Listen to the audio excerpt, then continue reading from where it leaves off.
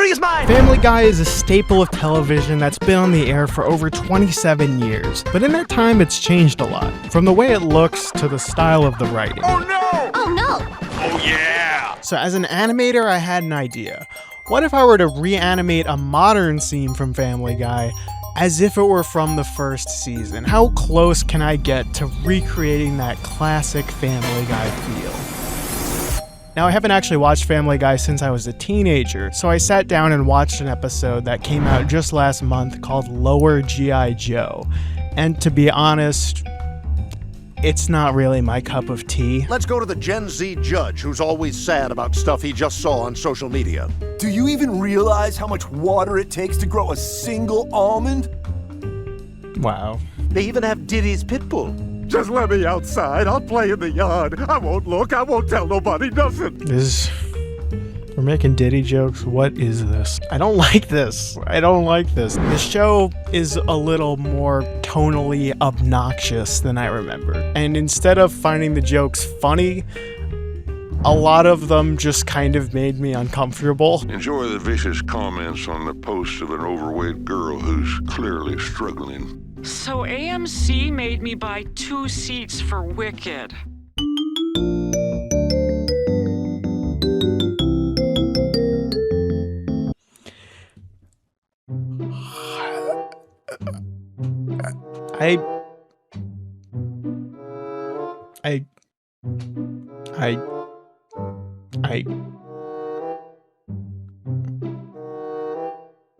I don't, why? This is so mean-spirited that I don't even want to show it in my YouTube video.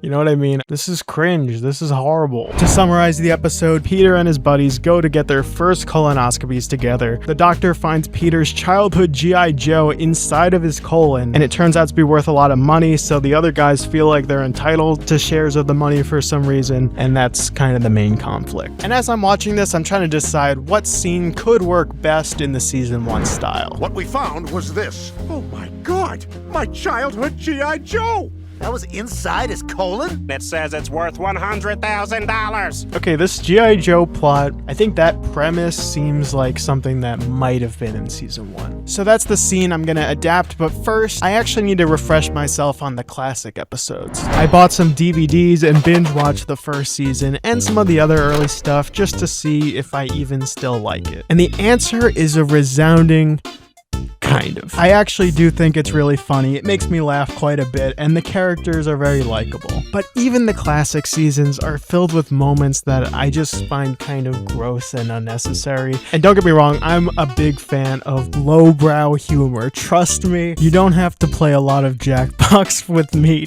to figure that one out. But punching down at vulnerable groups of people and making light of violence against women, I don't know, I just really don't find that funny. And I think people tend to downplay and dismiss the harm that these kind of jokes can actually cause. And that's not just me being overly sensitive. There are real studies that suggest this kind of humor can normalize discrimination and even way worse things. So I really don't like that aspect of the show. But that being said, I do mostly enjoy my time with the earlier stuff. When it's more focused on character humor like season 1, it's a very entertaining show. So after my binge, these are the 2 biggest differences between modern Family Guy and classic Family Guy that I'll have to keep in mind while I'm animating.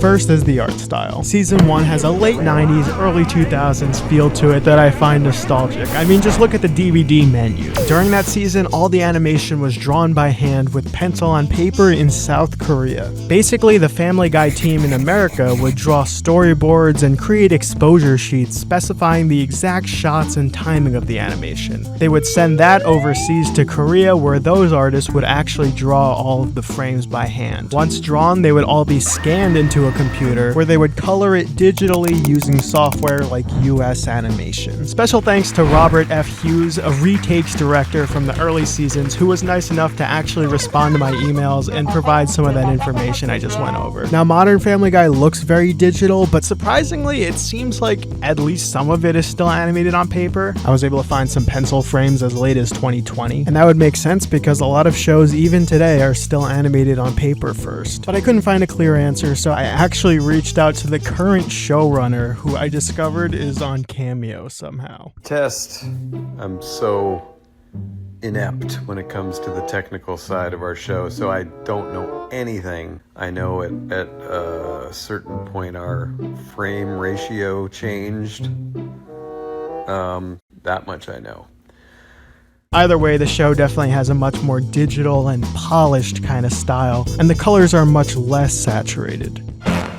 And then there's the writing. Family Guy started a lot more like the other animated sitcoms of the time. There was a bigger focus on character-driven punchlines in a slightly more grounded world. The story is all focused on the Griffin family. It wasn't really until later seasons that they would focus on Peter and his friends. And of course, there were very rapid-fire gags, often referencing pop culture, mostly from the 60s and 70s, like movie musicals, TV shows, and classic advertising mascots. All of this is stuff I kept in mind as I rewrote that G.I. Joe scene, trying to imagine how it might have played out in the first season. So now that I rewrote the scene, I need to find voice actors to do impressions of the characters. And I happen to know two people who'd be perfect. Gonz, who's been in several of my videos and did amazing Peter and Brian voices in my Dr. Seuss Family Guy, Laugh and cry. Have no fear. was excited to come back and record for this one.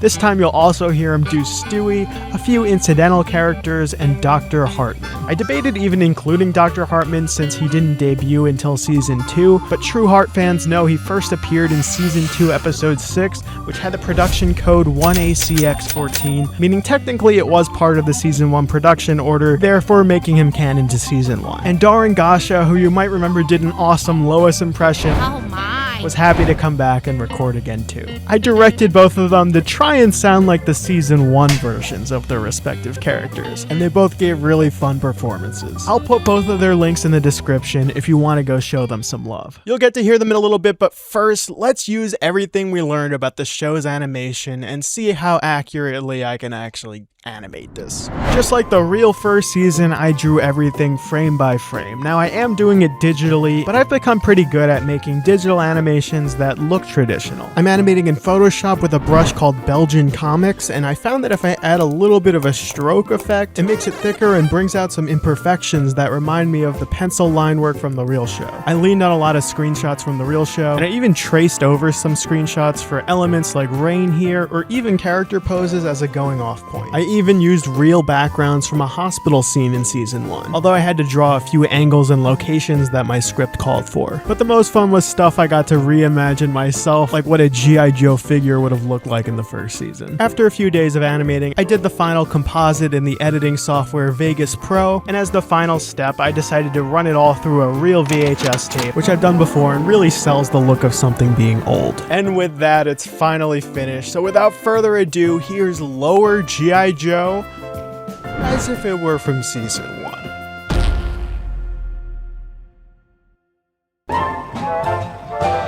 Aha! With a simple tug of this life vessel, the fat man will finally perish. Nice try. That was the toaster oven. Drat! Well, Mr. Griffin, the colonoscopy was a success, though we discovered a concerning object inside of your colon. Colon. Holy crap, that's my childhood G.I. Joe! I thought I'd never see him again after he went inside the Cave of Darkness. What's the Cave of Darkness? The cave is his butt, Chris. Oh.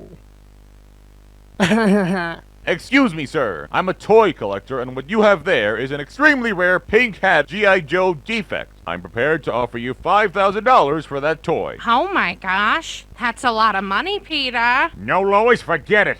I could never sell my childhood friend. When I lost him, I was more disappointed than the time I went to the Valley of the Jolly Green Giant. No, I don't see the giant anywhere. It's just a bunch of rain. Yeah, that's not rain.